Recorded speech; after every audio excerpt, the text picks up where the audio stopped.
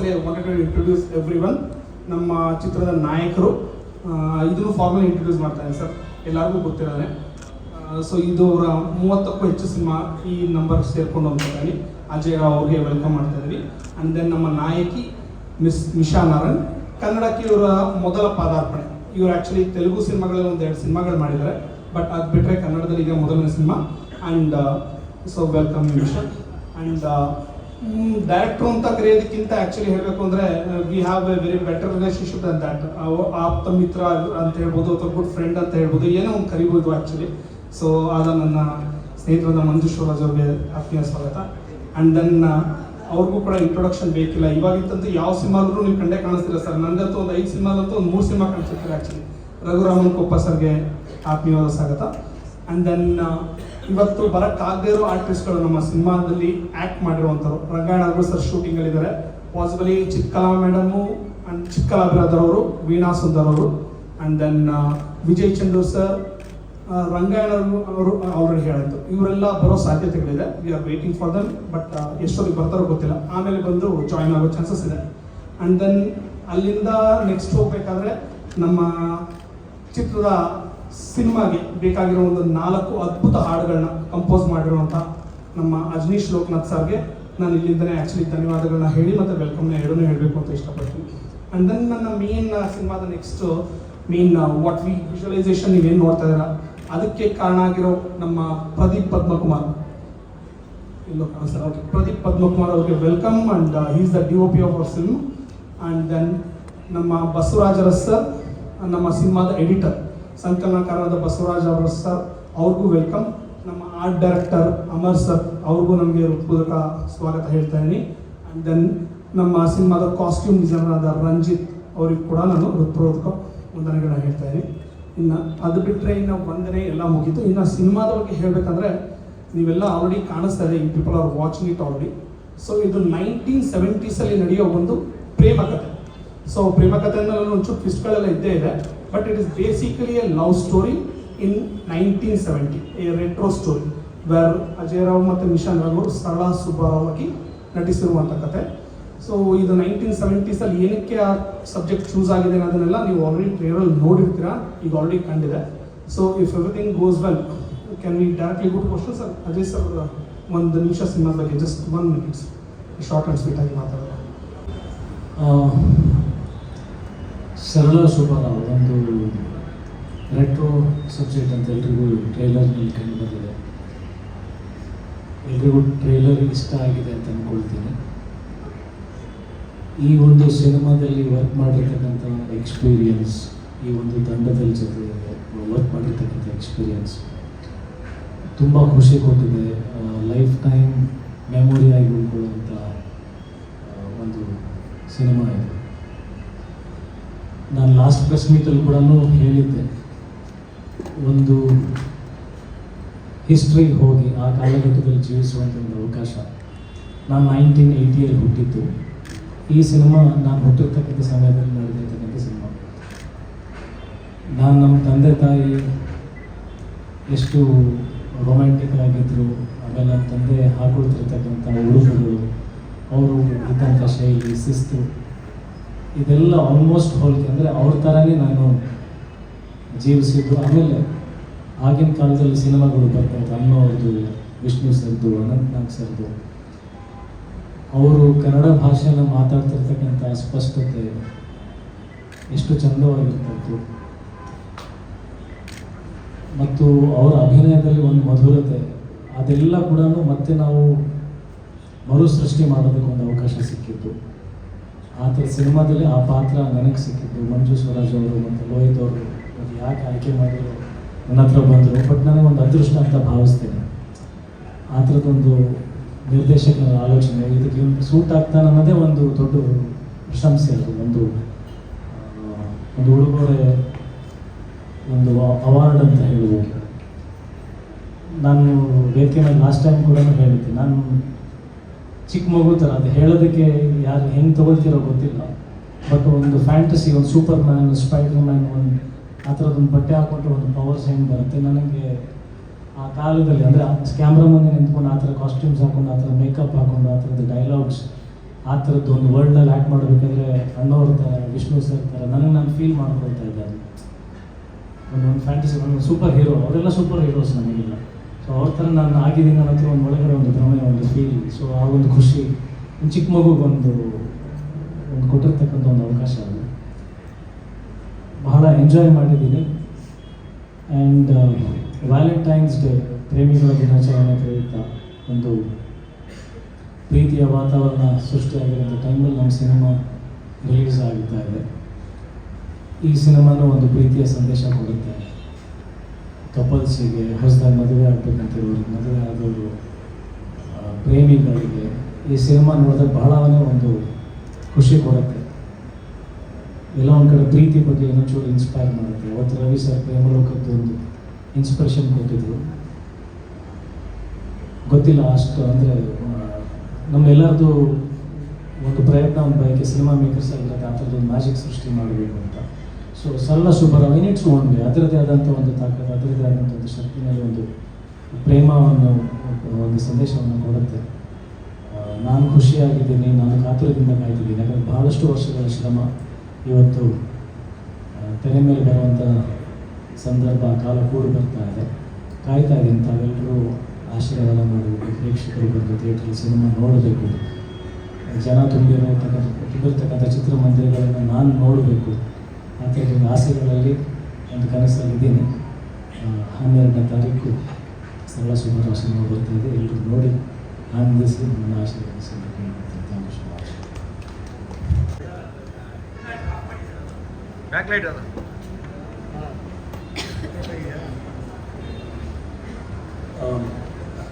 Trailer ನೋಡಿದ್ದೀರಾ? ಅದೇ ಇವಾಗ ಥಿಯೇಟರಲ್ಲಿ ರಿಲೀಸ್ ಆಗುತ್ತೆ. ಅಲ್ಲಿ ನೋಡಿ ಜನ ಮೆಚ್ತಾರೆ ಅನ್ನೋ ಥರ ಅಂದ್ಕೊಂಡಿದ್ವಿ. ಯಾಕಂತಂದರೆ ಸಿಕ್ಕಾಪಟ್ಟೆ ಒಳ್ಳೆ ಸಿನಿಮಾ. ಇವತ್ತು ಫ್ಯಾಮಿಲಿಗೆ ಏನು ಬೇಕು ಅದ್ರದ್ದು ಎಲ್ಲ ಹೂರ್ಣನ ಹಾಕಿ ಮಾಡಿರುವಂಥ ಸಿನಿಮಾ. ಇದರಿಂದ ಆ್ಯಕ್ಚುಲಿ ಹಂಗೆ ನೋಡಿದ್ರೆ ಪ್ರೊಡ್ಯೂಸರ್ದು ಸಿಕ್ಕಾಪಟ್ಟೆ ಶ್ರಮ ಇದೆ. ಈ ಸಿನಿಮಾ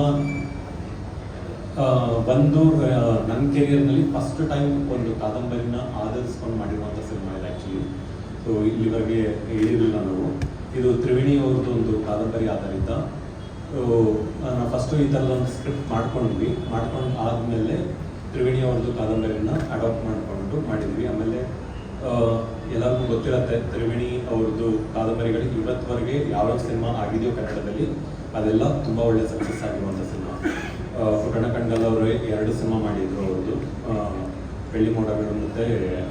ಬೆಳ್ಳಿ ಮೋಡ ಮತ್ತು ಶರಪಂಜರ. ಸೊ ಅದಾದಮೇಲೆ ರಾಜೇಂದ್ರ ಸಿಂಗ್ ಬಾಬು ಅವರು ಹೂವನ್ನು ಮಾಡಿದರು. ಸೊ ಮತ್ತೆ ಈ ಥರ ತ್ರಿವೇಣಿ ಅವ್ರದ್ದು ಏರಾಗೋಗಿ ಮಾಡ್ತಿರೋ ಸಿನಿಮಾ ಚೆನ್ನಾಗಿ ಬಂದಿದೆ. ಇಡೀ ಫ್ಯಾಮಿಲಿಯವರು ಕೂತ್ಕೊಂಡು ನೋಡುವಂಥದ್ದು. ಆಮೇಲೆ ಇವತ್ತಿನ ದಿನಕ್ಕೆ ಏನು ಹೇಳ್ತಾರಲ್ಲ, ಫ್ಯಾಮಿಲಿಗೆ ಸಿನಿಮಾ ಬೇಕು ಅಂತ ಖಂಡಿತವಾಗ್ಲೂ ಕಂಪ್ಲೀಟಾಗಿ ಫ್ಯಾಮಿಲಿ ಬಂದು ನೋಡಿ ಎಂಜಾಯ್ ಮಾಡೋದ್ರ ಜೊತೆಗೆ ಅವತ್ತೊಂದು 1970s ಹೇಗಿತ್ತು ಅನ್ನೋದನ್ನ ಒಂದ್ಸಲ ಕೆಲವರು ರೀಕಾಲ್ ಮಾಡ್ಕೋತಾರೆ. ಕೆಲವರು ಈಗಿತ್ತ ನಮ್ಮ ತಂದೆಯವ್ರ ಕಾಲ ಅಥವಾ ನಮ್ಮ ತಾತ ಅವ್ರ ಕಾಲ ಅಂತ ಅಂದ್ಕೊಂಡು. ಅದೇ ಅಜಯ್ ಸರ್ ಹೇಳಿದ್ರು, ಆ್ಯಕ್ಚುಲಿ 1970s ನಾವು ಹುಟ್ಟೂ ಇರಲಿಲ್ಲ, ಬಟ್ ಅದನ್ನ ಸೋರ್ಸ್ ಮಾಡೋಕ್ಕೆ ಸಿಕ್ಕಾಪಟ್ಟೆ ಶ್ರಮ ಆಗ್ತದೆ. So thank you. ಎಲ್ಲರೂ ತುಂಬ ಚೆನ್ನಾಗಿ ಆ್ಯಕ್ಟ್ ಮಾಡಿದ್ದಾರೆ. ಅಜಯ್ ಸರ್, ನಿಶಾ ಅವರು. ನಾವೇನು ಅಂದ್ಕೊಂಡ್ವಿ ಸ್ಕ್ರಿಪ್ಟ್ ಬರೀಬೇಕಾದ್ರೆ ಅಷ್ಟೂ ಸ್ಕ್ರೀನಲ್ಲಿ ಬಂದಿದೆ. ಇವಾಗ ನೋಡಿದಿರೋ ಟ್ರೈಲರ್, ಇದು ಜಸ್ಟ್ ಜಲಕ್ಕಷ್ಟೇ. ಸಿನಿಮಾ ಇನ್ನೂ ಚೆನ್ನಾಗಿರುತ್ತೆ. ಆಮೇಲೆ ಪ್ರೊಡ್ಯೂಸರ್ಗೆ ಆ್ಯಕ್ಚುಲಿ ಇದು ಹೇಳ್ಬೇಕು. ಯಾಕಂತಂದರೆ ಇದ್ರದ್ದು ಕನ್ಸು ಕಟ್ಟುವಾಗಿಂದ ಜೊತೆಲಿದ್ದು ಇದಕ್ಕೆ ಕಂಪ್ಲೀಟ್ ಎದುರು ಕೊಟ್ಟು ಎತ್ಕೊಂಡು ಹೋಗಿದ್ದು ಪ್ರೊಡ್ಯೂಸರ್ ಸರ್. ಸೊ ಇಡೀ ಟೀಮ್ಗೆ ಥ್ಯಾಂಕ್ ಯು. ನನಗೆ ಸಪೋರ್ಟಾಗಿ ಎತ್ಕೊಂಡು ಈ ಥರದೊಂದು ಸಿನಿಮಾ ರೀಕ್ರಿಯೇಟ್ ಮಾತ್ರ, ಲೈಕ್ 1970s ರೀಕ್ರಿಯೇಟ್ ಮಾಡೋದಿದೆಯಲ್ಲ ಅಷ್ಟು ಸುಲಭ ಅಲ್ಲ. ಆಮೇಲೆ ನನಗೆ ತೋಚಿರೋ ಪ್ರಕಾರ ಇಲ್ಲಿವರೆಗೆ ರೆಟ್ರೋ ಸಬ್ಜೆಕ್ಟ್ಸ್ ಅಂದಾಗ ನಾವು ಮ್ಯಾಕ್ಸಿಮಮ್ ಆ್ಯಕ್ಷನ್ ಬೇಸ್ಗೆ ಹೋಗ್ತಾ ಇದ್ವಿ. ಆ್ಯಕ್ಚುಲಿ ಫಸ್ಟ್ ಟೈಮ್ ಒಂದು ಲವ್ನ ರೀಕ್ರಿಯೇಟ್ ಮಾಡೋದಿದೆಯಲ್ಲ, ಆ್ಯಕ್ಷನ್ ಕ್ರಿಯೇಟ್ ಮಾಡೋದು 100% ಕಷ್ಟ, ಬಟ್ ಲವ್ ಕ್ರಿಯೇಟ್ ಮಾಡೋದು ಅದಕ್ಕಿಂತ ಸಿಕ್ಕಾಪಟ್ಟೆ ಕಷ್ಟ ಆ್ಯಕ್ಚುಲಿ. ಸೊ ಚೆನ್ನಾಗಿ ಬಂದಿದೆ. ಡೆಫಿನೆಟ್ಲಿ ಎಲ್ಲರೂ ಎಂಜಾಯ್ ಮಾಡ್ತಾರೆ. Thank you so much. ನಿಮ್ಮ ಪ್ರಶ್ನೆಗಳಿದೆ ಇನ್ನೊಂದು ಬೆಳ್ಳಿ ಮೋಡ ಇರ್ಬೋದು, ಶರಪಂಜರಗಳು ಸಿನಿಮಾಗಳೆಲ್ಲ ಒಂದು ಹೆಣ್ಣಿನ ಶೋಷಣೆ ಭಾವನಾತ್ಮಕವಾದ ಭಾವನೆಗಳು ಇದು ಹಾಗೆ ಓಕೆ ಸರ್, ಆನ್ಸರ್ ಮಾಡ್ಬಿಡಿ. ಆಮೇಲೆ ಒಟ್ಟಿಗೆ ಕ್ವಶನ್ ಆ್ಯಂಡ್ ಆನ್ಸರ್ ಹೋಗೋಣ. ಒಬ್ಬರು ಮಾತಾಡಾದ್ಮೇಲೆ ಇದು ಆನ್ಸರ್ ಮಾಡ್ಬಿಡಿ ಸರ್. ಸರ್ ಆ್ಯಕ್ಚುಲಿ ನೀವು ಕ್ವಶನ್ ಕೇಳೋದನ್ನು ಕೂಡ ನಾವು ಮೈಕಲ್ ಕೇಳಿಸೋಣ ಅಂತಾನೆ ಆಸೆ ಇಟ್ಕೊಂಡಿದ್ವಿ. ಯಾಕಂದ್ರೆ ಪ್ರತಿ ಸರಿ ನಮ್ಗೆ ಏನಾಗ್ತಿತ್ತು ಅಂದ್ರೆ ನಾವು ಯೂಟ್ಯೂಬಲ್ಲಿ ನೋಡ್ತಾ ಇದ್ವಿ ಸರ್, ಟು ಬಿ ಫ್ರಾಂಕ್ ಯೂಟ್ಯೂಬಲ್ಲಿ ನೋಡ್ತಾ ಇದ್ವಿ, ಯಾರು ಕ್ವಶನ್ ಕೇಳ್ತೀರಿ ಏನು ಕ್ವಶನ್ ಕೇಳ್ತೀರಿ ನಿಮ್ಗೆ ಗೊತ್ತಾಗ್ತಿರಲಿಲ್ಲ ಸರ್, ಇದು ಒನ್ ಸೈಡ್ ಆನ್ಸರ್. ಸೊ ಅಲ್ಲಿ ಏನು ಹೇಳ್ತಾ ಇದ್ದಾರೆ ಅದ್ರ ಮೇಲೆ ನಾವು ಓಕೆ ಈ ಕ್ವಶನ್ ಕೇಳಿರ್ಬೋದಾ, ಯಾಕಂದ್ರೆ ನೀವು ತುಂಬಾ ಚೆನ್ನಾಗಿ ಕೇಳಿದ್ರಿ ಕ್ವಶನ್, ಬಟ್ ಆ ಕ್ವಶನ್ ಏನು ಅಂತ ಜನಕ್ಕೆ ಗೊತ್ತಾಗಲಿಲ್ಲ ಅನ್ನೋದಷ್ಟೇ ಇಂಟೆನ್ಷನ್. One second sir. ಧನ್ಯವಾದ. ಶಾರ್ಟ್ ಆಯ್ತು, ಸ್ವೀಟ್ ಇಷ್ಟು ಮಾತ್ರ ತಗೊಳ್ಳಿ, ಏನು ಇವ್ರ ಹೇಟಿಗೆ ಮ್ಯಾಚ್ ಮಾಡಿದ್ದೇನೆ ಅನ್ಕೋಬೇಡಿ, ಕೆಳಗಡೆ ತೋರಿಸ್ಬೇಡಿ. ಇಲ್ಲ, ನನಗೆ ಸಾಕಷ್ಟು ಸಿನಿಮಾಗಳು ಖುಷಿಯಿಂದ ಮಾಡ್ತಿರ್ತೀವಿ, ಆದರೆ ಕೆಲವು ಸಿನಿಮಾಗಳು ಮಾತ್ರ ಸ್ಪೆಷಲ್ ಅನಿಸುತ್ತೆ, ನಮ್ಗೆ ಇಷ್ಟ ಆಗುತ್ತೆ. ಅದರಲ್ಲಿ ಈ ಸಿನಿಮಾ ಕೂಡ ಅಷ್ಟೇ, ನನ್ನ ಜೀವನದಲ್ಲಿ ಒಂದು ತುಂಬ ಹತ್ತಿರವಾದಂಥ ಸಿನಿಮಾ, ಕಾಯ್ತಾ ಇರುವಂಥ ಸಿನಿಮಾ. ಹಾಗೆಯೇ ಈ ಸಿನಿಮಾದಲ್ಲಿ 3 ಜನ ಪರ್ಫೆಕ್ಷನಿಸ್ಟ್ ಅಂತೀನಿ ನಾನು. ಅದರಲ್ಲಿ ಮಂಜು ಸ್ವರಾಜ್ ಅವರು ಏನು ಮಾಡಿದ್ರು ಒಂದು ವಿಶೇಷತೆ, ಯಾವುದೇ ಸಿನಿಮಾ ತಗೊಳ್ಳಿ ನೀವು ಅವ್ರದ್ದು, ಅದರಲ್ಲಿ ಒಂದು ಸ್ಪೆಷಾಲಿಟಿ ಇದೆ. ಸುಮ್ಮನೆ ಏನೋ ಹೋಗಿ ಮಾಡಿ ಬಂದಂತಹ ಅಲ್ಲ, ಅದ್ರ ಹಿಂದೆ ಸಾಕಷ್ಟು ವರ್ಕ್ ಮಾಡಿ ಮಾಡುವಂತಹ ಸಿನಿಮಾ ಮಂಜು ಸ್ವರಾಜ್ ಅವ್ರದ್ದು. ಹಾಗಾಗಿ ಅವರೊಂದು ತುಂಬ ಸ್ಪೆಷಲ್ ಅನಿಸ್ತಾರೆ. ಇನ್ನು ಅಜಯ್ ರಾವ್ ಸರ್ ನಮ್ಗೆ ಗೊತ್ತಿದೆ, one of the perfectionist. Sir ನಿಮ್ಮನ್ನು ನೋಡಿದಾಗೆಲ್ಲ ಖುಷಿ ಆಗುತ್ತೆ. ಅಂದರೆ ನೀವು ಈಸಿಯಾಗಿ ಯಾವುದನ್ನು ಸ್ವೀಕಾರ ಮಾಡಲ್ಲ. ಇದು ಕೂಡ ಅಷ್ಟೇ, ತುಂಬ ಅದರಿಂದ ಶ್ರಮ ಹಾಕಿದ್ದೀವಿ. ನೀವು ಶ್ರಮಕ್ಕೆ ತಕ್ಕ ಪ್ರತಿಫಲ ಸಿಗುತ್ತೆ ಅಂತ ನಾವೆಲ್ಲ ಎಕ್ಸ್ಪೆಕ್ಟ್ ಮಾಡ್ತಾ ಇದ್ದೀವಿ. ಇನ್ನು ಹೊಸದಾಗಿ ಬಂದರೂ ಕೂಡ ಲೋಹಿತ್ ಸರ್ ಒಬ್ಬ ನಿಮಗೆ ಗೊತ್ತಾಗ್ತಾ ಇದೆ, ಅವ್ರು ಏನು ಮಾಡೋದು ಒಂದು ಪ್ಯಾಷನೇಟಾಗಿ ಮಾಡ್ತಾರೆ. ಆ ನಿಟ್ಟಿನಲ್ಲಿ ಇವತ್ತಿನ ಚಿತ್ರರಂಗಕ್ಕೆ ಇಂತಹ ಒಬ್ಬ ನಿರ್ಮಾಪಕರು ಬೇಕು ಅನಿಸುತ್ತೆ. ಖಂಡಿತ ನೀವು ಸಾಕಷ್ಟು ಜನಕ್ಕೆ ಮಾದರಿಯಾಗಿದ್ದೀರಾ sir. You are inspiring to all upcoming producers. So ಹೀಗೆ ಮುಂದುವರಿಯಿರಿ ಅಂತ ಕೇಳ್ಕೊಳ್ತಾ ನನಗೆ ಅವಕಾಶ ಕೊಟ್ಟಿದ್ದಕ್ಕೆ ಧನ್ಯವಾದ. ಮಾಧ್ಯಮದವರಿಗೆಲ್ಲ ಧನ್ಯವಾದ ಹೇಳ್ತೀನಿ. Thank you. So she just want to say few words. I won't say much. I would just say this movie is all about love that was pure and divine, and that is what is missing in today's era. So maybe you can't experience that in your personal life, so why don't we all go and watch it in theaters to experience that on screen. And I truly believe that love is all about souls getting connected to each other. That used to happen in that era, but now it's lacking. So just to get it back and just to experience that, everybody should go and watch it in theaters. That's it. Thank you so much. Hope you like the trailer. Thank you. ಕಿರಣ ಈಗ ತ್ರಿವೇಣಿಯವ್ರ ಕಾದಂಬರಿಗಳೆಲ್ಲ ಹೆಣ್ಣಿನ ಭಾವನೆಗಳ ಬಗ್ಗೆ ಮತ್ತು ಭಾವನೆಗಳ ಮೇಲೆ ಆಗುವಂಥ ಆಘಾತಗಳ ಬಗ್ಗೆ ಸಿಗ್ಬೋದು. ಮತ್ತು ಶರಪಂಜರ ಇರ್ಬೋದು, ಬೆಳ್ಳಿ ಮೋಡ ಇರ್ಬೋದು, ಮತ್ತು ಹೂವು. ಈ ಕಥೆನೂ ಅದೇ ಥರ ಇರುತ್ತೆ ಸರ್. ಆ್ಯಕ್ಚುಲಿ ತ್ರಿವೇಣಿಯವರು 30ಕ್ಕಿಂತ ಹೆಚ್ಚು ಕಾದಂಬರಿಗಳು ಬರೆದಿದ್ದಾರೆ ಸರ್. ಅದರಲ್ಲಿ 2 ಕಾದಂಬರಿಗಳು ಅವರು ಲವ್ ಸ್ಟೋರೀಸ್ ಬರೆದಿರೋದು. ಎಲ್ಲರೂ ಅನ್ಕೋತಾರೆ ಅವ್ರದ್ದು ಸೈಕಾಲಜಿಕಲ್ ಥ್ರಿಲ್ಲರ್ಸ್ ಜಾಸ್ತಿ ಅನ್ನೋ ಕಾರಣಕ್ಕೆ ತ್ರಿವೇಣಿಯವರು ಬರೆದಿರೋದೆಲ್ಲ ಅದೇ ಅನ್ನೋ ಥರ ಅಂದ್ಕೊಂಡಿದ್ದಾರೆ. ಆ್ಯಕ್ಚುಲಿ 2 ಕಾದಂಬರಿಗಳು, ಒಂದು ವಸಂತಗಾನ ಮತ್ತು ಇನ್ನೊಂದು ಬಾನುಲಿಯಾಗಿತ್ತು. ಇವೆರಡೇ ಕಾದಂಬರಿ ಪ್ಯೂರ್ ಲವ್ನ ತಗೊಂಡಿದ್ದಾರೆ ಸರ್. ಎಲ್ಲೂ ಸೈಕಾಲಜಿಕಲ್ ಇದು ಫಿಕ್ಸ್ ಮಾಡಿಲ್ಲ. ಸೊ ಆ ನಿಟ್ಟಿನಲ್ಲಿ ಒಂದು ಲವ್ ಸ್ಟೋರಿ ಹುಡುಕ್ತಾ ಇದ್ವಿ, ಆವಾಗ ನಮಗೆ ಕಂಡು ಬಿದ್ದಿದ್ದು. ಸೊ ನೀವು ಬೆಳ್ಳಿ ಮೋಡ ಅಥವಾ ಹೂವು ಆ ಥರದ್ದು ಏನಿರುತ್ತೆ ಆ ಥರ ಡೈರೆಕ್ಷನ್ ಪ್ರಕಾರ ಇದು ಪ್ಯೂರ್ ಫಾರ್ಮ್ ಆಫ್ ಲವ್ಸ್ ಅಂತ ಇದು. ತ್ರಿವೇಣಿಯವ್ರದ್ದು ಕಾದಂಬರಿಗಳನ್ನೇ ಸರ್ವಶ್ರೇಷ್ಠ ಕಾದಂಬರಿಗಳಲ್ಲಿ ಆ್ಯಕ್ಚುಲಿ ಇವೆರಡೂ ಕೂಡ ವಸಂತಗಾನ ಮತ್ತು ಬಾನು ಬೆಳಗಿತ್ತು. ಸೊ ಗೊತ್ತಿಲ್ಲ ಯಾಕೆ ಈ ಕಾದಂಬರಿ ಯಾರು ಕಣ್ಣಿಗೂ ಬಿದ್ದಿರಲಿಲ್ಲ ಅಂತ. ನಾನು ಕೇಳ್ಪಟ್ಟಂಗೆ ವಸಂತಗಾನ ಹಿಂದೆ ರಾಜ್ಕುಮಾರ್ ಅವರು ಟ್ರೈ ಮಾಡೋಕ್ಕೆ ಅಂತ ಹೊರಟಿದ್ರು ಅನ್ನೋದು ಒಂದು ಕೇಳ್ಪಟ್ಟಿದ್ದೀನಿ. ಎಷ್ಟು ನಿಜ ಅಂತ ನಮ್ಗೆ ಗೊತ್ತಿಲ್ಲ, ಕೇಳ್ಪಟ್ಟಿರೋದಷ್ಟೇ. ಬಟ್ ಆವಾಗ ಇದು ಹೊಸ ಬೆಳಕು ಯಾವುದೋ ಒಂದು ಸಿನಿಮಾ ಬಂತು ಅನ್ನೋ ಕಾರಣಕ್ಕೆ ಇದನ್ನ ಬಿಟ್ಟರು ಅನ್ನೋ ಥರದ್ದು. ಸೊ ಲಕ್ಕಿಲಿ ಆ ತಾಯಿದು ಕಾದಂಬರಿ ನಮಗೆ ಸಿಕ್ತು, ನಾವು ಮಾಡ್ತೀವಿ. ಇಂಡಿಯಾ ಪಾಕಿಸ್ತಾನದ ಕಥೆಗಳಲ್ಲಿ ನೀವೇನಂತ ಯುದ್ಧದ ತೋರಿಸ್ತಾ ಇದ್ದೀರಾ ಸರ್? ಆ್ಯಕ್ಚುಲಿ ವಸಂತಗಾನ ಬರೆದಿದ್ದು ಆಲ್ಮೋಸ್ಟ್ 50-60ಸ್ನಲ್ಲಿ ಸರ್. ಸೊ 1970ಸ್ನಲ್ಲಿ ಇಂಡಿಯಾ ಪಾಕಿಸ್ತಾನ್ ವಾರ್, ಅಂದರೆ ಬಾಂಗ್ಲಾ ಇಂಡಿಯಾ ವಾರ್ ಆಗುತ್ತೆ. ಅದನ್ನ ಒಂದು ಟ್ವಿಸ್ಟ್ಗೆ ತೊಗೊಂಡ್ಬರ್ಬೇಕು ಅನ್ನೋ ಕಾರಣಕ್ಕೆ ಇದು ತೊಗೊಂಡ್ವಿ. ಇದು ಪ್ಯೂರ್ಲಿ ನಮ್ಮ ಸ್ಕ್ರೀನ್ ಪ್ಲೇ. ಮತ್ತು ನಿಮ್ಮ ಇದಕ್ಕೆ ಎಷ್ಟು ಬದಲಾಯಿಸ್ಕೊಂಡು ಸರ್ ಆ್ಯಸ್ ಪರ್ ಅವ್ರದ್ದು ಅಗ್ರಿಮೆಂಟ್ ಪ್ರಕಾರನೇ, ಅಂದರೆ ತ್ರಿವೇಣಿಯವ್ರ ಮಕ್ಕಳ ಜೊತೆ ನಾವು ಅಗ್ರಿಮೆಂಟ್ ಮಾಡ್ಕೊಂಡಾಗ್ಲೇನೆ ಅವ್ರಿಗೆ ಹೇಳಿದ್ವಿ, ಅಂದರೆ 1970s ತೊಗೊಂಡ್ಬರ್ತೀವಿ ಮತ್ತು ಒಂದಷ್ಟು ಬದಲಾವಣೆಗಳು ಮಾಡ್ಕೋತೀವಿ ಅಂತ ಅಂದ್ಕೊಂಡು, ಎಲ್ಲೂ ಸೋಲ್ ಆಫ್ ಕತೆ ಹೋಗ್ದಂಗೆ ಅದರದ್ದು ಆತ್ಮನ ಎಲ್ಲೂ ತೆಗಿದಂಗೆ ಕೆಲವು ಬದಲಾವಣೆಗಳನ್ನ ನಾವು ಮಾಡ್ಕೊಂಡಿದ್ವಿ ಸರ್.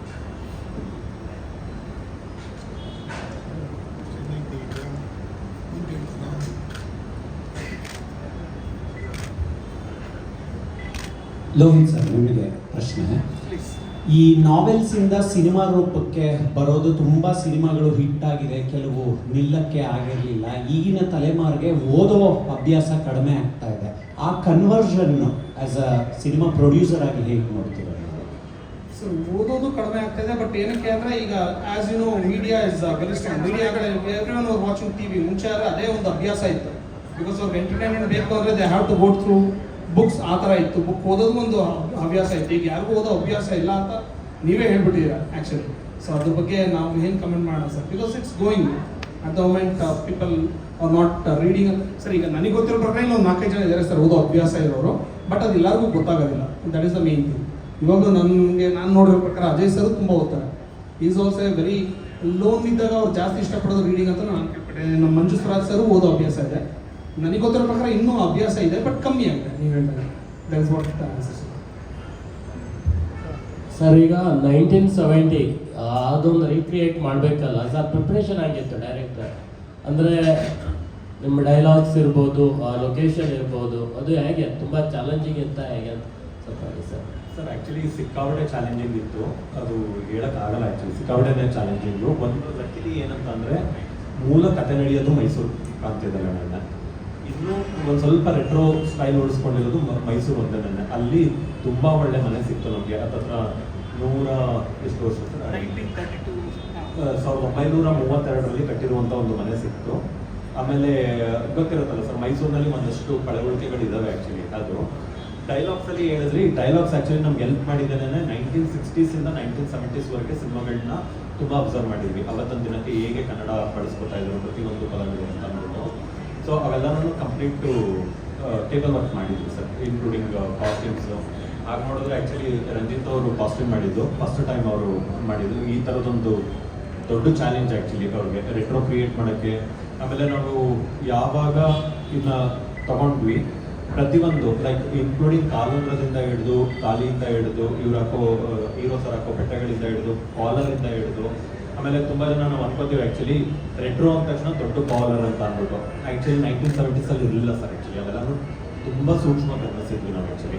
ಆಮೇಲೆ ಅವರು ಇಂಗ್ಲೀಷ್ ಪ್ರೊಫೆಸರಾಗಿ ಕೆಲಸ ಮಾಡ್ತಾರೆ ಈ ಸಿನಿಮಾದಲ್ಲಿ.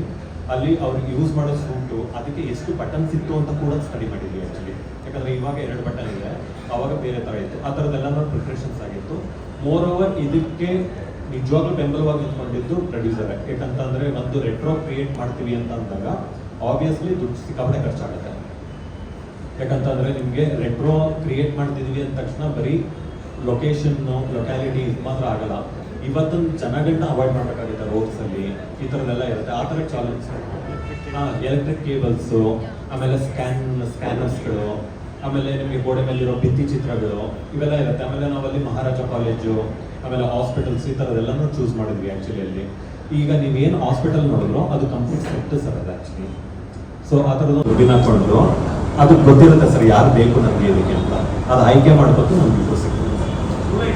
ಅಜಯ್ ಸರ್, ಇಲ್ಲಿ ಈ ಕೃಷ್ಣ ಲೀಲಾ, ಕೃಷ್ಣ ಲವ್ ಸ್ಟೋರಿ, ತಾಜ್ ಮಹಲ್, ಈ ಎಲ್ಲ ಚಿತ್ರಗಳಲ್ಲೂ ಪ್ರೀತಿನೇ ಜೀವಾಳ ಆಗಿತ್ತು. ಈ ಸಲನ ಲವ್ ನಿಮ್ ಕೈ ಹಿಡಿಯುತ್ತಾ?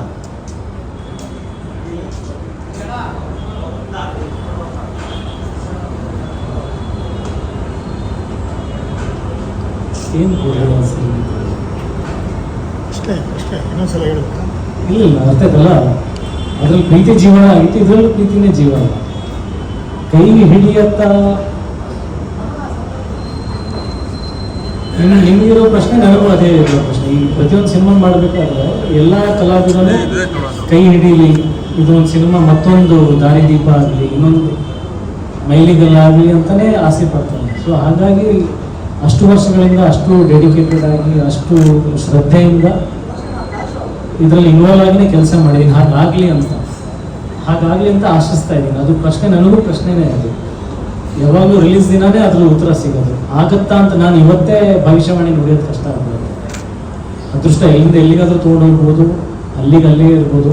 ಒಟ್ಟಿನಲ್ಲಿ ಒಂದು ಧೈರ್ಯ ಏನಪ್ಪ ಅಂತಂದರೆ, ಎಲ್ಲೂ ಕೂಡ ಸಿನಿಮಾ ಚೆನ್ನಾಗಿಲ್ಲಪ್ಪ ಅಂತಂದ್ಬಿಟ್ಟು ನನ್ನ ಕರಿಯರ್ ಇದರಿಂದ ಖಂಡಿತ ಹೇಳಿಲ್ಲ. ಅದಕ್ಕೆ ಧಕ್ಕೆಯಂತೂ ಬರಲ್ಲ. ನೋಡಿರ್ತಕ್ಕಂಥ ಪ್ರೇಕ್ಷಕ ಬೈಕೊಂಡಂತೂ ಹೋಗಲ್ಲ. ಅಷ್ಟು ನಂಬಿಕೆ, ಅಷ್ಟು ಗ್ಯಾರಂಟಿ ಕೊಡಬಲ್ಲ. ಈ ಎಷ್ಟು ಮಟ್ಟ ಕೈ ಹಿಡಿಯುತ್ತೆ ಡೈರೆಕ್ಟರ್ ಅವ್ರಿಗೆ ಒಂದು ಪ್ರಶ್ನೆ, ಎರಡು ಪ್ರಶ್ನೆಗಳಿದೆ. ಇವತ್ತಿನ ಕಾಲಘಟ್ಟದಲ್ಲಿ ಕಾದಂಬರಿ ಆಧಾರಿತ ಸಿನಿಮಾ ನಿರ್ಮಾಣ ಮಾಡೋದು ಬಿಗ್ಗೆಸ್ಟ್ ರಿಸ್ಕ್. ಆ ರಿಸ್ಕ್ಗೆ ತಾವು ಕೈ ಹಾಕಿದ್ದೀರ. ಎರಡನೇದು 50ರ ದಶಕ 2025 ಸುಮಾರು ಒಂದು 5 ದಶಕಗಳಿಗಿಂತಲೂ ಅಲ್ಲೊಂದು ಗ್ಯಾಪ್ ಇದೆ, ಬಿಗ್ಗೆಸ್ಟ್ ಡಿಸ್ಕನೆಕ್ಟ್ ಇದೆ. ಅವತ್ತಿನ ಭಾವನೆ ಬೇರೆ, ಇವತ್ತಿನ ಭಾವನೆ ಬೇರೆ, ಅವತ್ತಿನ ಪ್ರಿಯರ್ ಲವೇ ಬೇರೆ, ಇವತ್ತಿನ ಅಬ್ಯೂಸ್ ಆಫ್ ಲವೇ ಬೇರೆ, ಅವತ್ತಿನ ಪ್ರೇಕ್ಷಕರ ನಿರೀಕ್ಷೆಗಳೇ ಬೇರೆ, ಇವತ್ತಿನ ಪ್ರೇಕ್ಷಕರ ನಿರೀಕ್ಷೆಗಳೇ ಬೇರೆ. ಅವತ್ತಿದ್ದು ರಂಗಭೂಮಿ ಸಿನಿಮಾ ನಾಟಕ ಬರ್ತಾರೆ, ಇವತ್ತು OTT. ಸೊ ಇವತ್ತಿನ ಜನ್ರೇಷನ್ಗೆ ಈ ರಿಲೇಟ್ ಆಗಬೇಕಾ, ಈ ಕಂಟೆಂಟ್ ರಿಲೇಟ್ ಆಗಬೇಕಾ? ಸೊ ಆ ಒಂದು ಚಾಲೆಂಜನ್ನು ಯಾವ ರೀತಿ ನೀವು ನಿಭಾಯಿಸಿದ್ದೀರಿ ಅಂತಕ್ಕಂಥದ್ದು, ಅಂದರೆ ಅವತ್ತಿನ ಕಂಟೆಂಟ್ ಇವತ್ತಿನ ಜನ್ರೇಷನ್ಗೆ ರಿಲೇಟ್ ಆಗುತ್ತಾ ಅಂತಕ್ಕಂಥದ್ದು ಒಂದು ಪ್ರಶ್ನೆ. ಸರ್ ಆ್ಯಕ್ಚುಲಿ ಈ ಪ್ರಶ್ನೆ ಡೈರೆಕ್ಟರ್ಗಲ್ಲ ಸರ್, ಇದು ಪ್ರೊಡ್ಯೂಸರ್ಗೆ ಆ್ಯಕ್ಚುಲಿ. ಯಾಕೆ ಅಂತಂದರೆ ನಿಮ್ಗೆ ಗೊತ್ತು ಸರ್, ನಾವು ಏನೇನೋ ಪ್ರಾಜೆಕ್ಟ್ನ ಪಿಚ್ ಮಾಡ್ತಿರ್ತೀವಿ. ಆ್ಯಕ್ಚುಲಿ ನಮಗೊಂದು ಇರುತ್ತೆ, ನಾವು ಈ ಥರ ತೋರಿಸ್ಬೇಕು, ನಾವು ಈ ಥರ ಡೈರೆಕ್ಟ್ ಮಾಡಬೇಕು ಅನ್ನೋ ಥರದ್ದೆಲ್ಲ. ನೀವು ಪ್ರೊಡ್ಯೂಸರ್ ಕೇಳಬೇಕು, ಇದು ಅವ್ರು ಪಿಚ್ ಮಾಡೋದ್ರಲ್ಲ ನಿಮ್ಗೆ ಹೆಂಗೆ ಧೈರ್ಯ ಬಂತು ಈ ಸಿನಿಮಾ ಮಾಡೋಕ್ಕೆ ಅಂತ. ಸೊ ನಿಮ್ಮ ಮೊದಲನೇ ಪ್ರಶ್ನೆಗೆ ಡೆಫಿನೆಟ್ಲಿ ಅದು ಪ್ರೊಡ್ಯೂಸರ್ ಆನ್ಸರ್ ಮಾಡಬೇಕು ಸರ್. ಯಾಕಂದರೆ ನಿಮ್ಗೆ ಗೊತ್ತಿರುತ್ತೆ ಸರ್, ಡೈರೆಕ್ಟರ್ ಅಂದಮೇಲೆ ನಾವು ಎಲ್ಲ ಥರ ಪ್ರಾಜೆಕ್ಟ್ಸ್ನ ಸರ್, ಎಲ್ಲ ಡೈರೆಕ್ಟರ್ಗಳಿಗೂ ಆಸೆ ಇದ್ದಂಗೆ ನನಗೂ ಇರುತ್ತೆ ಸರ್. ಆ್ಯಕ್ಚುಲಿ ಏನೋ ಒಂದು ಹೊಸದು ಮಾಡಬೇಕು, ಏನೋ ಒಂದು ಹೊಸ ಥರ ತೋರಿಸ್ಬೇಕು, ನನ್ನ ಗುರುತಿಸ್ಕೋಬೇಕು, ನಾನು ಶಾಣೆ ಹಿಡಿಬೇಕು ಅನ್ನೋ ಥರದ್ದೆಲ್ಲ ಇರುತ್ತೆ. ಸೊ ನಾವು ತಗೊಂಡು ಹೋಗಿ ಪ್ರೊಡ್ಯೂಸರ್ ಹತ್ರ ಇಟ್ಟಾಗ ಅವ್ರು ಹೆಂಗೆ ಧೈರ್ಯ ಮಾಡಿದ್ರು ಅನ್ನೋದು ಅವ್ರು ಹೇಳ್ಬೇಕು ಆ್ಯಕ್ಚುಲಿ. ಎರಡನೇ ಪ್ರಶ್ನೆ ಇವತ್ತಿಗೆ ರಿಲೇಟ್ ಆಗುತ್ತಾ ಅನ್ನೋ ಥರದ್ದು ಸರ್. ಕೆಲವು ವಿಷಯಗಳಿರುತ್ತೆ ಸರ್, ಇವತ್ತಲ್ಲ ಸರ್, ಇನ್ನೂ 100 ವರ್ಷ ಹೋದ್ರೂ ಪ್ರೀತಿನೇ ಸ್ವಲ್ಪ ಬದಲಾವಣೆಗಳಾಗಿರ್ಬೋದು ಆ್ಯಕ್ಚುಲಿ. ಹಾಗಂತ ಅಂದ್ಬಿಟ್ಟು ಪ್ಯೂರ್ ಲವ್ ಇಲ್ಲ ಅಂತ ನಾವು ಹೇಳೋಕ್ಕಾಗಲ್ಲ ಆ್ಯಕ್ಚುಲಿ. ಎರಡನೇದು ಏನಂತಂದರೆ, ಈ ಕತೆ ನಾವು ಆಯ್ಕೆ ಮಾಡಿಕೊಂಡಾಗ ಒಂದು ನಮ್ಗೆ ಅನಿಸಿದ್ದು, ನೀವು ಹೆಂಗೆ ಕೇಳಿದ್ರು ಇದೇ ಥರ ನಮಗೆ ಒಂದಷ್ಟು ಪ್ರಶ್ನೆಗಳು ಬಂತು ನಾವು ಡಿಸ್ಕಷನ್ಸಲ್ಲಿ ಕೂತಿದ್ದಾಗ. ಗುರು ಹಿಂಗಿತ್ತು ಪ್ರೀತಿ, ಅವಾಗ ನಾವು ಯಾಕೆ ಹಿಂಗೆ ಬದುಕ್ತಾ ಇಲ್ಲ ಅಂತ ತೋರ್ಸೋಣ ಅನ್ನೋದು ಒಂದು ಬಂತು. ಆಮೇಲೆ ಒಂದು ಸರ್, ಲವ್ ಸ್ಟೋರೀಸ್ಗೆ ಯಾವತ್ತೂ ಸಾವಿಲ್ಲ ಸರ್. ನೀವು ಯಾರು ತೋರಿಸ್ತಾ ಇದ್ದೀರಾ ಅನ್ನೋದಲ್ಲ ಇಂಪಾರ್ಟೆಂಟ್ ಆ್ಯಕ್ಚುಲಿ, ಅದು ಹೇಗೆ ತೋರಿಸ್ತೀರಾ. ಸೊ ನಮಗೆ ಮೋಸ್ಟ್ ಚಾಲೆಂಜ್ ಅನ್ಸಿದ್ದು ನೀವು ಹೇಳಿದಂಗೆ 50, 60ನೇ 1950s 60s ಕಾದಂಬರಿ ಹೆಂಗೆ ಇವತ್ತು ಅಡಾಪ್ಟ್ ಮಾಡಿದ್ರಿ ಅಂತ ಅನ್ಕೊಳ್ಳೋದು. ಪ್ರಾಮಾಣಿಕವಾಗ್ಲೂ ಅವತ್ತಿನ ಕಥೆನ ಇವತ್ತಿಗೆ ಅಡಾಪ್ಟ್ ಮಾಡಿದ್ವಿ ಸರ್. ಅದ್ರ ಮೇಲೆ ಸಿಕ್ಕಾಪಟ್ಟೆ ಗ್ರೌಂಡ್ ವರ್ಕ್ಗಳಾಯ್ತು ಆ್ಯಕ್ಚುಲಿ. ಇವತ್ತು ಹೆಂಗೆ ಕನೆಕ್ಟ್ ಆಗ್ತಾರೆ ಅದು ಆ ಥರದ್ದೆಲ್ಲ. ಸೊ ಅವತ್ತೊಂದೇ ಕಥೆ ಆಗಿದ್ರು ನಾನು ಮಾಡಿರೋದು ಇವತ್ತಿನ ಪ್ರೇಕ್ಷಕರುಗಳನ್ನ ದೃಷ್ಟಿಕೋನದಲ್ಲಿ ಇಟ್ಕೊಂಡು. ಸೊ ನಿಮ್ಮ ಮೊದಲನೇ ಪ್ರಶ್ನೆಗೆ ಅದೇ ಪ್ರೊಡ್ಯೂಸರ್ ಆನ್ಸರ್ ಮಾಡ್ತಾರೆ, ಹೆಂಗೆ ಧೈರ್ಯ ಮಾಡಿದ್ರಿ ನೀವು.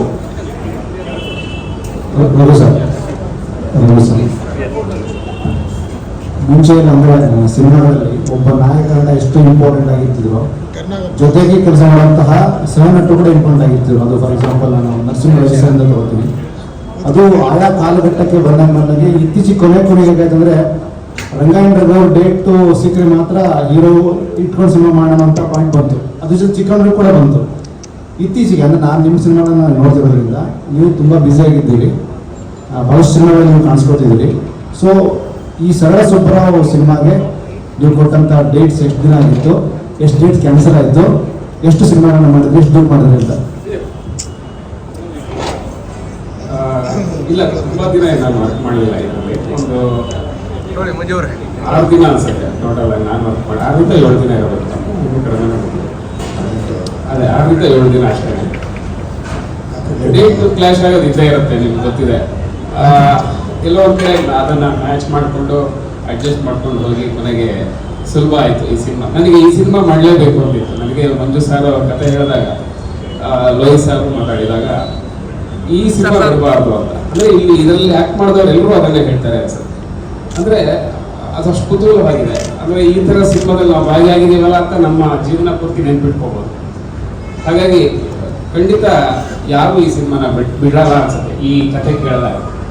ನಾನು ಕೂಡ ಆ ನಿಟ್ಟಿನಲ್ಲಿ ಸಹ ಕಲಾವಿದನಾಗಿ ಅಥವಾ ಪೋಷಕ ಕಲಾವಿದನಾಗಿ ಈ ಸಿನಿಮಾನ ತುಂಬ ಎಂಜಾಯ್ ಮಾಡಿದ್ದೀನಿ. ನೀವು ಕೇಳಿದ ಪ್ರಶ್ನೆ ಅದೇ ಅನಿಸುತ್ತೆ, ಎಷ್ಟು ಡೇಟ್ ಕ್ಲಾಶ್ ಆಯಿತು, ಎಷ್ಟು ಬ್ಯುಸಿ ಆಗಿದ್ದೀನಿ ಅಂತ. ಆ ಹಂತದಲ್ಲಿ ನಾನು ಮ್ಯಾಚ್ ಮಾಡೋದಕ್ಕೆ ಈಸಿ ಆಯಿತು ಅನ್ಸುತ್ತೆ. ತುಂಬ ಬ್ಯುಸಿ ಏನಿಲ್ಲ, ಎಲ್ಲೋ ಒಂದು ಸಿನಿಮಾ ಮಾಡ್ತಿದ್ದೀವಿ, ನಮ್ಗೆ ಅನ್ಸುತ್ತೆ ಅಷ್ಟೇ ಬ್ಯುಸಿ ಇದ್ದಾರೆ ಅಂತ. 15 ದಿನ ಮನೇಲೇ ಕೂತಿರ್ತೀವಿ ಕೆಲವು ಟೈಮ್, ಇಡೀ ತಿಂಗಳೇ ವರ್ಕ್ ಮಾಡೇ ಇರೋಲ್ಲ.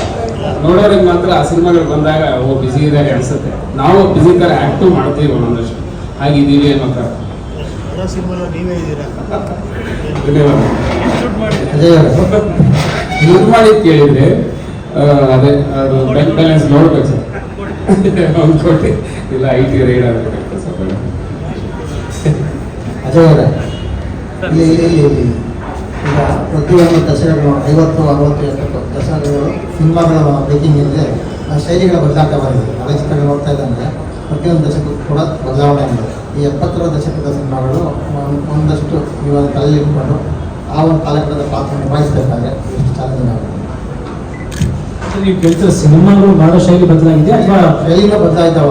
ನಾವು ಹಳೆ ಬ್ಲ್ಯಾಕ್ ಆ್ಯಂಡ್ ಸಿನಿಮಾ ನೋಡ್ತೀವಿ 50, 60ರಲ್ಲಿ ಮೇಕಿಂಗ್ ಶೈಲಿ ಮತ್ತು ಆ್ಯಕ್ಟಿಂಗ್ ಎಲ್ಲ ಬದಲಾವಣೆ ಇದೆ. 70ರಲ್ಲಿ ತುಂಬ ದೊಡ್ಡ ಸಿನಿಮಾಗಳೆಲ್ಲ ಬಂದಿದ್ದಾವೆ. ಆ ಒಂದು ದಶಕದ ಪಾತ್ರವನ್ನು ತಲೆ ಇಟ್ಕೊಂಡು ಆಕ್ಟ್ ಮಾಡಬೇಕಾದ್ರೆ ನಿಮ್ಮ ಎಫರ್ಟ್ ಎಲ್ಲ ಹೇಗಿತ್ತು? ಮಂಜು ಸರ್ ಹೇಳಿದ ಹಾಗೆ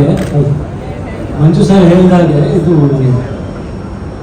ರೀತಿ ಬದಲಾಗಿದೆ, ವ್ಯಕ್ತಪಡಿಸೋ ರೀತಿ ಬದಲಾಗಿದೆ, ಸಿನಿಮಾ ಟೆಕ್ನಾಲಜಿ ಬದಲಾಗಿದೆ.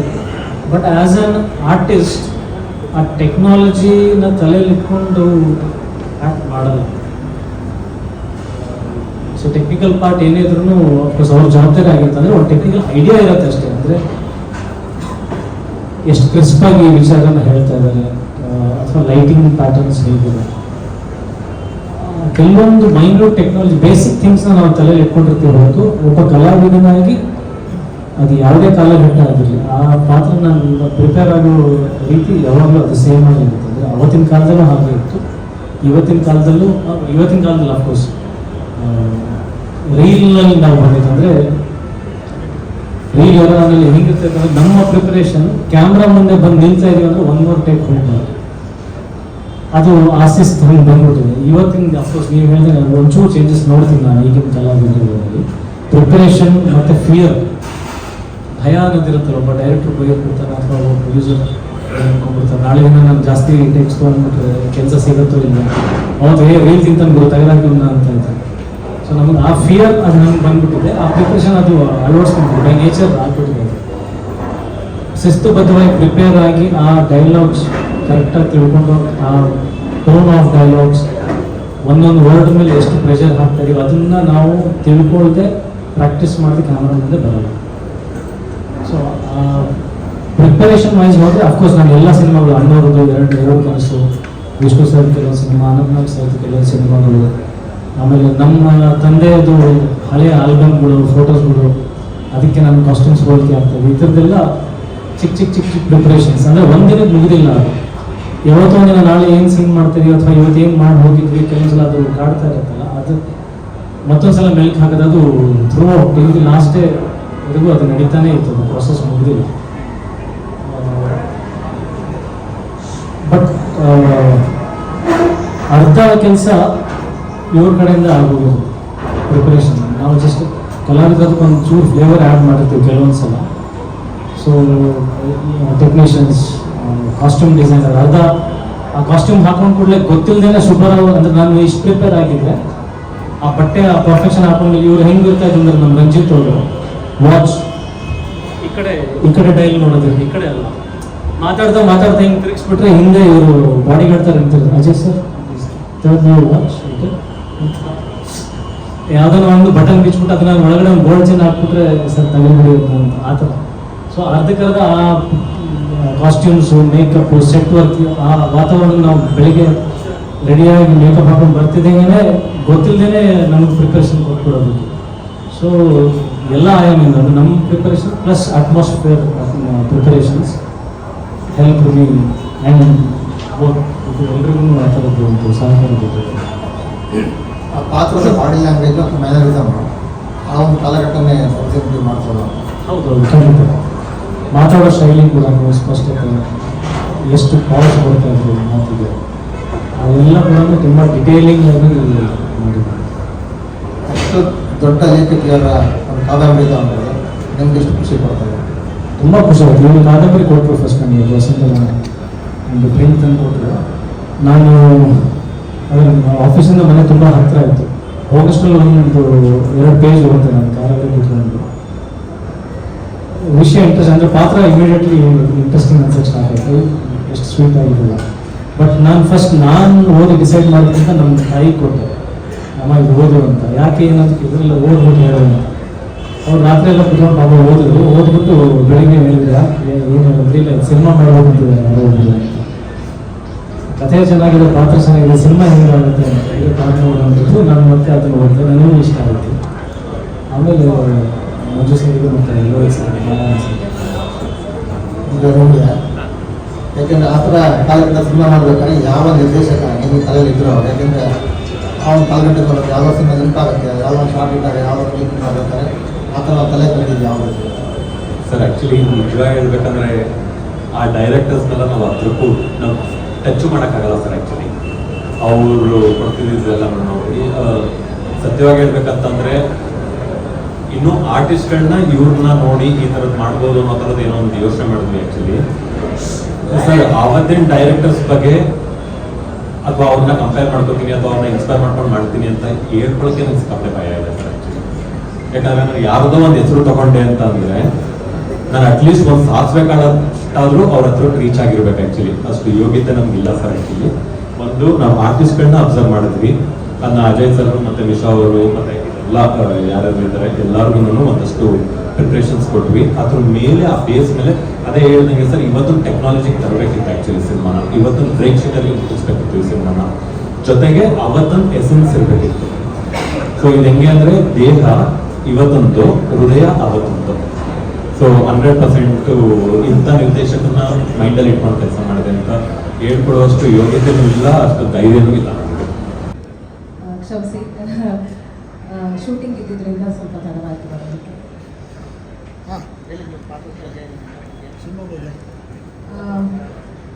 ಪಾತ್ರ ತುಂಬ ಚಿಕ್ಕವಾಗಿದೆ, ಚೊಕ್ಕವಾಗಿದೆ ಅಂತ ಹೇಳ್ಬೋದು. ನಮ್ಮದು ಲಕ್ಷ್ಮಿ ಅನ್ನೋ ಪಾತ್ರವನ್ನು ನಾನು ನಿಭಾಯಿಸಿದ್ದೀನಿ.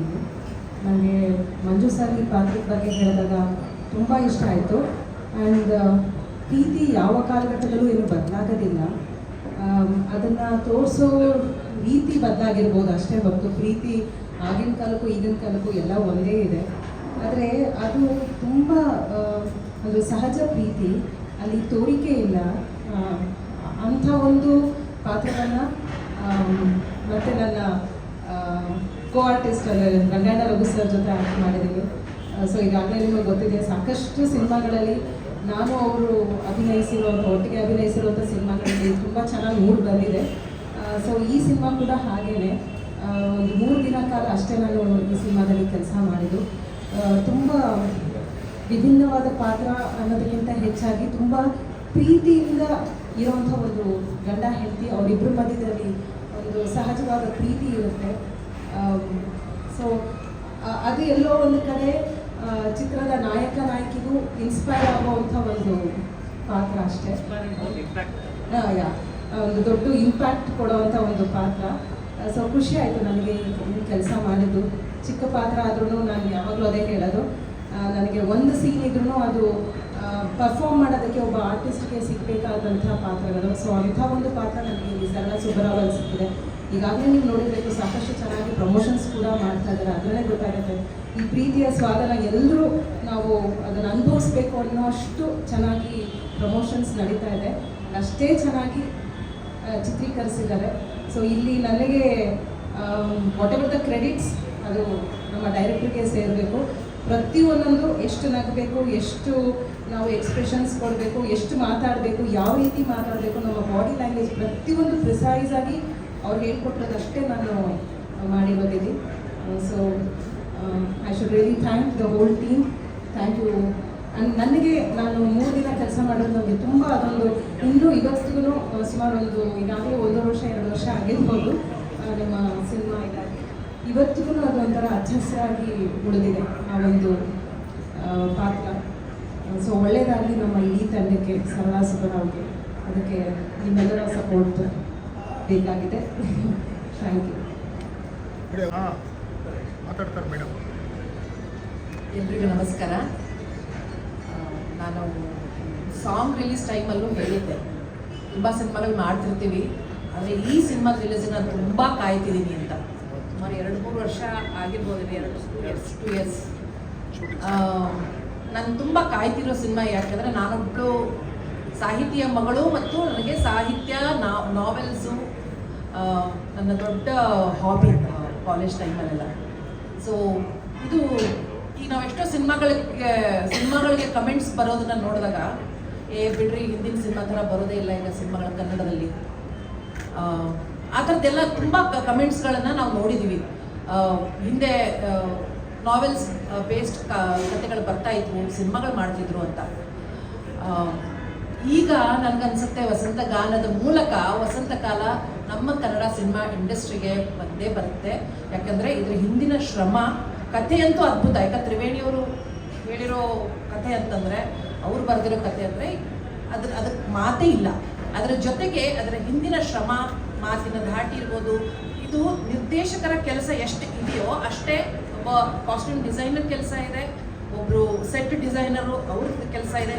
ಎಲ್ಲರ ಕೆಲಸ ತುಂಬ ನೀಟಾಗಿ ಆಗಿದೆ. ಅದ್ರ ಜೊತೆಗೆ ನಾವು ಕೂಡ ಆರ್ಟಿಸ್ಟ್ಗಳು ಕೂಡ ಅದಕ್ಕೆ ಕೈ ಜೋಡಿಸಿದ್ದೀವಿ. I think I feel I am so bless to be part of this. Because ನನಗೆ ಯಾವಾಗಲೂ ಇತ್ತು, ನಾವೆಲ್ಲ ಪುಟ್ಟಣ್ಣ ಕಣಗಾಲರ ಸಿನಿಮಾ ಇರ್ಬೋದು, ತರಾಸು ಅವ್ರು ಎಷ್ಟೋ ನಾವೆಲ್ಗಳು ಸಿನಿಮಾಗಳಾಗಿದ್ದಾವೆ, ಅಂಥದ್ದೊಂದು ಕನ್ನಡದವ್ರು ಮರ್ತ್ಬಿಟ್ಟಿದ್ದಾರೆ, ಯಾರೂ ನಿರ್ದೇಶಕರನ್ನು ಎತ್ಕೋತಾ ಇಲ್ಲ ಅನ್ನೋದೊಂದು ನನ್ನ ಮನಸ್ಸಲ್ಲಿತ್ತು. ಬಟ್ ಇವತ್ತು ನಾನು ಅದ್ರ ಭಾಗವಾಗಿ ಒಂದು ಕಾದಂಬರಿ ಭಾಗವಾಗಿ ನಾನಿಲ್ಲಿ ಕೂತಿದ್ದೀನಿ. ನಿಮ್ಮೆಲ್ಲರ ಆಶೀರ್ವಾದ ಬೇಕು, ಕನ್ನಡದ ಗೆಲುವಾಗಬೇಕು. ಯಾಕಂದರೆ ಕನ್ನಡ ಕಾದಂಬರಿ, ಕನ್ನಡ ಸಾಹಿತ್ಯ ನನಗೊಂದು ಇವತ್ತಿಲ್ಲಿದೆ, ಇಂಥ ಆಲ್ಟಿಟ್ಯೂಡಲ್ಲಿ ನಾವು ಇವೆಂಟ್ ಇಟ್ಕೊಂಡಿದ್ದೀವಿ ಅಂದ ತಕ್ಷಣ ಎತ್ತನಿಂದ ಎತ್ತ ಸಂಬಂಧವಯ್ಯ ಅಂತ ಅನ್ನಿಸ್ತು. ಯಾಕಂದರೆ ನಾವು ಮಾಡ್ತಿರೋದು 1970s ಕತೆ, ಇಲ್ಲಿ ಬಬಲ್ ಮಾಡ್ತಿದ್ದೀವಿ ಇವೆಂಟನ್ನು. ಬಟ್ ಏನಂದರೆ ಅದಕ್ಕೆ ಒಂದೇ ಒಂದು ಕೊಂಡಿ ಪ್ರೀತಿ ಅನ್ನೋದು ಅವತ್ತು ಗಾಢವಾಗಿತ್ತು, ಇವತ್ತು ಗಾಢವಾಗಿತ್ತು. ಇವತ್ತು ನಾವು ಯಾರಿಗಾದ್ರೂ ಕೇಳಿದ್ರೆ ನಾವು ಮೊಬೈಲ್ ಇಲ್ಲದೆ ಇರುವಾಗ ಹೆಂಗೆ ಕಮ್ಯುನಿಕೇಟ್ ಮಾಡ್ತಿದ್ದೀವಿ ಅನ್ನೋದನ್ನ ನಾವು ಮರ್ತೇ ಬಿಟ್ಟಿದ್ದೀವಿ. ಹೆಂಗೆ ಹೇಳ್ತಿದ್ದೀವ್ರಿ ಗೊತ್ತಿಲ್ಲ. ಒಂದು ರೋಡಲ್ಲಿ ನಾವು ಹೋಗ್ಬೇಕಾದ್ರೆ GPS ಇಲ್ಲದೆ ಜೀವನ ಮಾಡ್ತಾ ಇಲ್ಲ ನಾವು. ಅದು ಮೊಬೈಲ್ ಮೇಲೆ ಅಷ್ಟು, ಅಂದರೆ ತಾಂತ್ರಿಕತೆ ಮೇಲೆ ನಾವು ಅಷ್ಟು ಅವಲಂಬಿತರಾಗಿದ್ದೀವಿ. ಈಗ ಈ ಸಿನಿಮಾ ಮಾಡುವಾಗ ನನಗೆ ಅನ್ನಿಸ್ತು, ಅಯ್ಯೋ ದೇವರೇ, ನಾವು ಹೀಗೆಲ್ಲ ಜೀವನ ಮಾಡಿದ್ದೀವಿ. ಅದನ್ನೆಲ್ಲ ಮೆಲುಕು ಹಾಕುವಂಥ ಸೀನ್ಗಳಾಗಿರ್ಬೋದು, ಕಥೆ ಆಗಿರ್ಬೋದು, ನಮ್ಮೆಲ್ಲರ ಮುಂದೆ ಇದೆ. ಯಾರು ಅಂತ ಜೀವನ ನೋಡಿದಿರೋ, ಮಧ್ಯ ವಯಸ್ಕರಾಗಿರ್ಬೋದು, 30s 40s 50s ಅವರೆಲ್ಲ ಅವ್ರಿಗೆ ತುಂಬ ಖುಷಿ ಆಗುತ್ತೆ. ಈಗಿನ ಬರೋ ಯಂಗ್ಸ್ಟರ್ಸ್ ಅಂತೂ ಖಂಡಿತ ನೋಡಬೇಕು. Because life without mobile or technologically ನಾವು ಅಡ್ವಾನ್ಸ್ ಆಗಿರೋದು ನೋಡಿದ್ರೆ I think people should watch this. So I am blessed to be part of this project. Thank you.